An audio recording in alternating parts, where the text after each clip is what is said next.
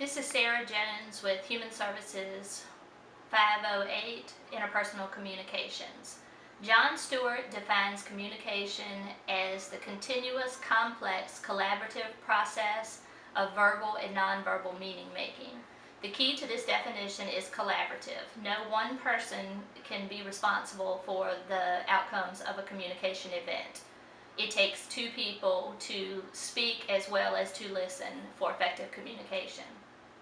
Stewart also has a breathing metaphor that he uses to describe the communication process, which I feel is very enlightening. When we inhale, we are listening and taking in what the other person is saying, as well as their body language and their facial expressions while they're talking.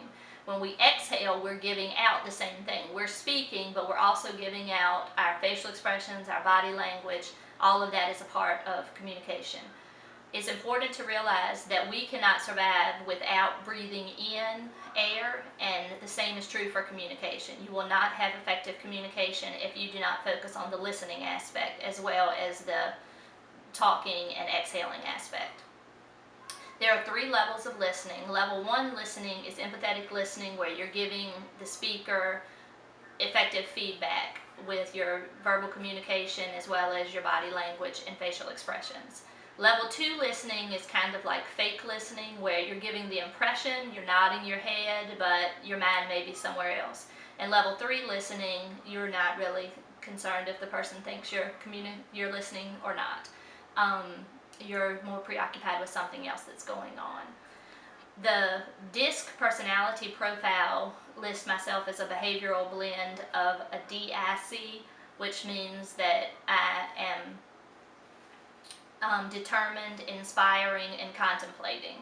The D and the I are very on point with my personality type. I am definitely determined, a little on the bossy side, and I like to inspire others and help other people. The C surprised me a little bit because it tends to imply that I think things through and take my time with things, and actually I'm a little on the impulsive side. So hopefully that's the mature me coming out with the C. I've learned through this class that my personality has a major impact on my communication style and the way that I communicate with others. When we are listening, we need to listen without agreeing, disagreeing, advising, or defending. And we also need to speak without accusing, attacking, labeling, or judging. This comes from the Peterson text, and this is excellent advice. And I've really tried to use this in my personal life already, and I plan to use it in my professional life as well. My goal is to use the communication styles that I've learned in this class in my personal and my professional life. I've realized that I tend to advise in a conversation, and people don't need me to advise. They really just need me to listen. I've also learned that I tend to agree, and that's also something that I'm working on. And I also am a big multitasker. I tend to be doing something with my hands or doing more than one thing at a time while I'm listening. And I feel like I'm getting the meaning, but I'm not giving that impression to the other person.